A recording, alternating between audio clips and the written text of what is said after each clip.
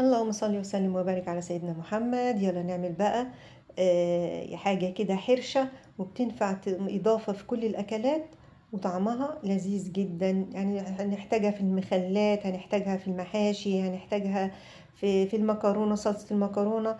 نبدأ كده، جبنا الفلفل الأحمر بتاعنا وهنبدأ ان احنا نشيل البذور منه. مستحب ان احنا نشيل البذر يا جماعة، شكله مش ظريف خالص وهو لما بتضرب في الكبة. تمام.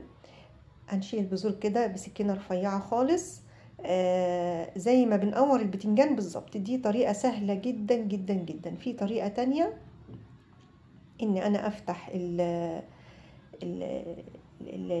الحبة كده من فوق او بالطول زي ما احنا هنشوف دلوقتي.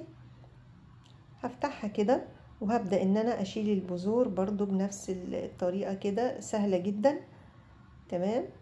والطريقه الاولانيه اللي انا حبيتها صراحه، خلصت الكميه، خلصتها في وقت بسيط جدا. هل البذر ده احنا هنرميه؟ لا طبعا. نرميه ليه؟ احنا ما بنرميش حاجه. يلا نروح نزرعه. انا هزرعه في البلكونه في قصيص كده في تراب، وهبدا ان انا اسقيه. وكلها يعني 10 ايام اسبوع وتلاقيه بينبت كده ويطلع بسم الله ما شاء الله، وتطلع معاكي احلى شجره فلفل في البلكونه. شكلها مبهج ومفرح جدا. وكفايه انك يعني عملتي حاجه بايديكي وطلعت كده ما شاء الله، يعني شكلها حلو جدا يعني. هنحط هنا شويه خل مع الفلفل بتاعنا في الكبه وشويه زيت. يعني كميه الخل لا تتعدى المعلقه.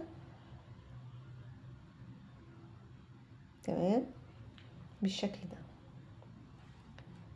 هضرب بقى كويس قوي.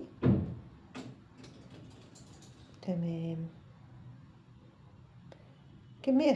يعني ما خلصتش الكميه، انا لسه عندي شويه كمان.